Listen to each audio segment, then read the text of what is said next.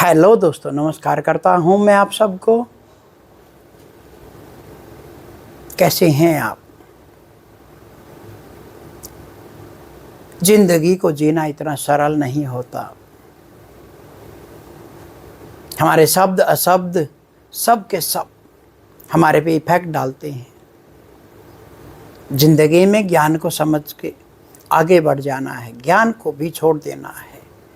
अज्ञान को भरना था ज्ञान के द्वारा, पर ज्ञान को भी एक दिन छोड़ देना है।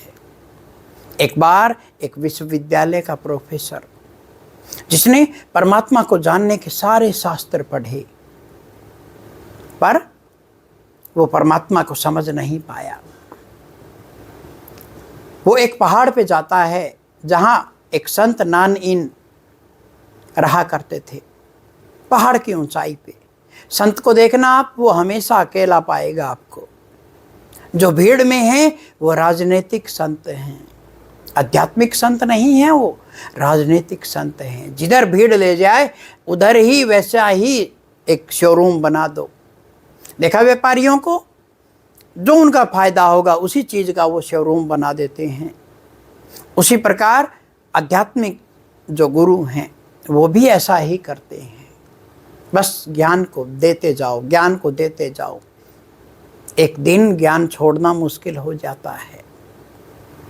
खैर, वो प्रोफेसर नानइन के पास पहुंचा और कहता, मैंने सारे के सारे हाँफता हुआ, पहाड़ की चोटी पे चढ़ना था, हाँफता हुआ पहुंचा, सांसें उथल पुथल। नानइन से कहता, बस एक ही सांस में सब कुछ बोल दिया। परमात्मा को कैसे पाया जाए? मुझे सारा ज्ञान है पर मैं परमात्मा से अछूता हूँ। नानइन ने कहा, बैठिए, पानी पीजिए, इतने में चाय बना लाता हूँ।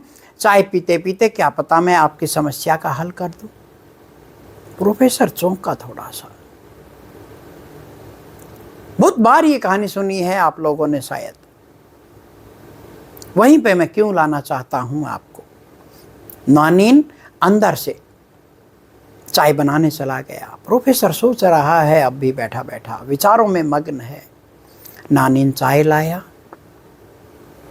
चाय लाते लाते ही उसने प्रोफेसर के कप में चाय डालनी शुरू की, तो शुरू करते के साथ ही कप भर गया। फिर भी डालता गया। प्रोफेसर ने कहा, रुकिए नानइन, मैंने सुना था कि आप पागल हैं, पर आप ये पागलपन क्या कर रहे हैं? आपको पता नहीं है कप भर गया है?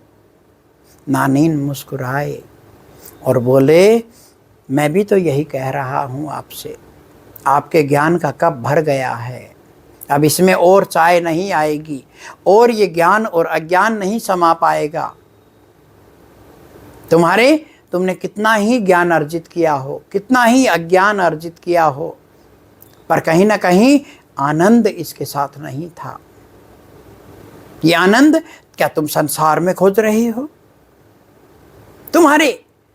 तुम तो अब इतनी सुख सुविधाओं में हो। महात्मा बुद्ध तो छोड़ के चले गए थे सब कुछ।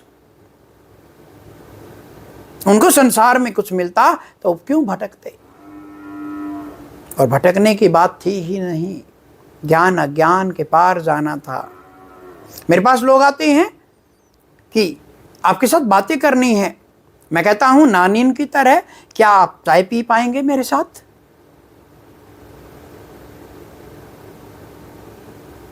सीधा चोट, सीधा अनहद के ऊपर चोट, सीधी शून्यता पे चोट। जिस दिन आप शून्य का स्वाद चखेंगे, आप नहीं रहेंगे। जिस दिन आप अनहद में डूबना शुरू करेंगे, आप नहीं रहेंगे। आप बचे हुए हैं। कहीं मैं मिट ना जाऊं, कहीं मैं परमात्मा ही ना हो जाऊं, कहीं मैं करोड़ों अरबों की भीड़ में अकेला जाग ना जाऊं। तब हम वापिस आने लगते हैं।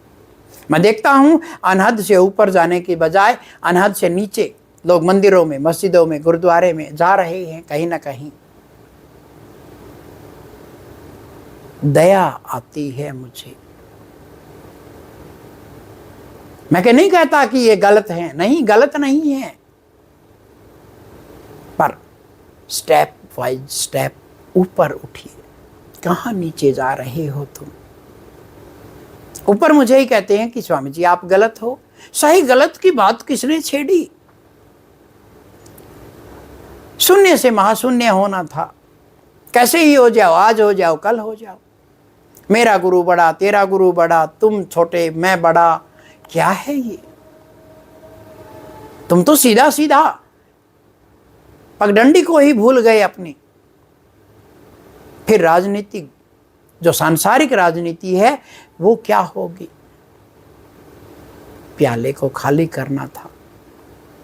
शून्य आपके भीतर तब आएगा जब विचारों से आप खाली हो जाएंगे, तब परमात्मा स्वयं के रूप में आपको भर देगा। अभी तो आप खंड खंड हैं, अखंड हो ही नहीं पा रहे आप लोग। किसको धोखा दे रहे हैं? खुद को ही। किसको धोखा दे रहे हो आप? परमात्मा और भक्त के बीच में, परमात्मा और गुरु के बीच में यदि बाल बराबर भी फर्क आता है, याद रखिएगा सबसे पहले परमात्मा लौट जाएगा। गुरु अपने आप को कितना ही बड़ा गुरु बनाए, फिर बाल बराबर, जैसे हमारे कंठ में बाल चला जाए, हम उस बाल को हम गले में नहीं ले जा सकते। क्यों? क्योंकि हम निगल ही नहीं सकते उसको। इसी तरह प्रेम गली अति सांकरी, जी में दो न समाए। परमात्मा और भक्त के बीच में यदि कोई दूसरा तीसरा आता है, एक दिन गुरु भी विदा हो जाता है, तीसरा आ रहा है, इसका मतलब दुख पे हस्ताक्षर किए हैं आपने। अब फिर सुख और दुख में उलझ गए तुम। देखा आपने, गर्मियों में हवा विरल हो जाए, एकदम से ऊपर उठ जाती है, शून्य हो जाता है बीच में से। परमात्मा वर्षा के रूप में भर देता है। वर्षा या बादल नहीं होंगे तो धूल धवांस से भर देगा, आंधियों से भर देगा, भरेगा जरूर आपके शून्य को। आपके शून्य में आप प्रवेश करेंगे आप लोग। यदि आपने पूर्णतया सातों चक्रों से नेगेटिविटी ली है तो आप शून्य में कैसे जा पाएंगे? पॉजिटिविटी ली है आपने तो भी आप नहीं जा पाएंगे, क्योंकि पेंडुलम है दोनों। पार जाना था आपको, आप चूक गए। अपने प्याले को खाली करिए। पल पल कदम दर कदम आप आनंदित नहीं हैं, तो फिर आप किस परमात्मा की बात कर रहे हैं? ओशो चाहे कोई भी गुरु हो, क्या कहते हैं? यही तो कहते हैं, आनंद अभी और यहीं, इसी वक्त आनंद है। जो भी आपका आनंद खंडित करता हो उसको छोड़ दीजिए। और जब मैं शिष्यों को यहाँ से विदा करता हूँ, वो उल्टा और ज़्यादा सुलगते हैं।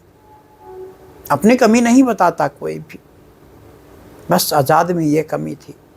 आज़ाद की कमी एक ही है, अपना समय और पैसा बर्बाद मत करो। अपने समय और पैसे का सदुपयोग करो। जो पैसा मुझे दे के आप मेरे को सिखाने आते हो, क्या सीखूं मैं आपसे?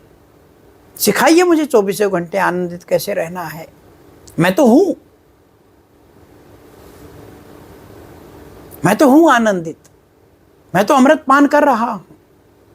मैं तो ऐसे ऐसे आयाम से परमात्मा को जाना है मैंने, तुम सोच भी नहीं सकते। हर एक आयाम से परमात्मा को जानना सीखा है मैंने, और वही सिखाता हूं। क्या बताना चाहते हैं आप?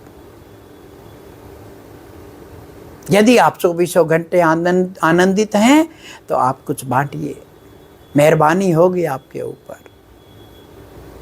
नहीं तो जो जैसे आनंद में है उसको वैसा ही रहने दो। यहाँ कोई पुकार नहीं कर रहा कि आइए मेरे पास, नहीं, बस अपना आनंद बांट रहा। किसी करोड़ों में से किसी एक के काम आ जाए, बहुत है। अपना खोपड़ा खाली करिए। नानीन का कप और आपके खोपड़े में कोई खास अंतर नहीं है। इस खोपड़े को खाली करिए, इसे भरिए शून्य से, ताकि आ सके परमात्मा। खंड खंड से अपने आप को अखंड करिए, तब बात बनती है। हरि ओम तत्सत।